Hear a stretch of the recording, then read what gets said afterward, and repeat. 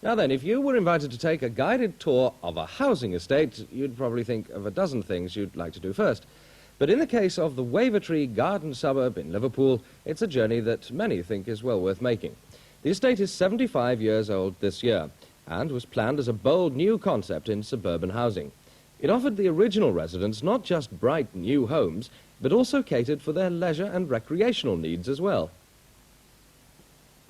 The first house was built in 1910. The first family moved in a few days before Christmas. Their rent was 8 shillings a week plus 1 6 for rates, a total of less than 50 pence. The man behind it all was called Henry Vivian, a London builder who later became MP for Birkenhead. He devised a scheme of co-ownership and applied it in a number of places like Hampstead Garden Suburb and Burnage Garden Village in Manchester.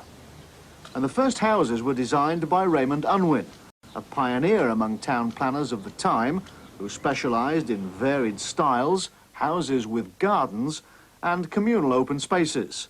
And Wavertree was a success despite unforeseen difficulties. Well, the problem they had was the First World War, because the war came along just 4 years after the first house was occupied, and that brought all building work to a halt.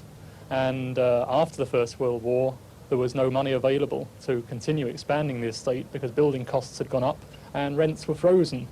But before the war, it was certainly a success in that it had attracted people from many different parts of Merseyside to come and live here. They'd established societies, clubs of one sort or another, and they generally regarded themselves as pioneers and very much enjoyed living here.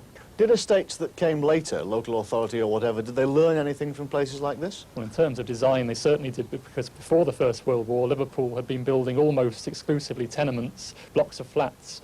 After the First World War, it was largely semi-detached houses, short terraces, the same sort of idea as these, although I think it's fair to say Liverpool council housing was rather less varied in terms of the design of the individual houses. This estate was really never repeated after the First World War. 50 years ago, the people of Wavertree Garden Suburb ran a choral society, debating circles, a wide range of recreational and sports activities. The original institute is still in use. Plans to build a larger one never materialised. Unlike the rest of the estate, the old stone cottage was built of local materials. Building materials for the suburb's houses all came from Hertfordshire, where Henry Vivian created a similar community at Letchworth. Nearly all the Wavertree houses are now in private ownership. Many of the residents are newcomers, but Palma Hayes was born in the house where she lives today. We had a wonderful time. The institute was the focus of everything. We went to school there, we made our friends there, we did everything there. It was really the focus of all attention. And there were lots of sort of clubs and societies, lots of activities, weren't there? Yes, we had a dramatic society, we had pantomimes. Mother was involved in everything. Mother acted, produced, played, did the pantomime. She did everything that was going. And the Rose Queen in the summer, that was a big do.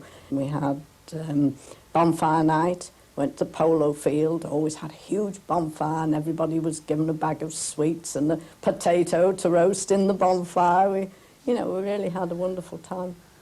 Though now surrounded on all sides, Wavertree Garden Suburb is still recognisable as a place apart.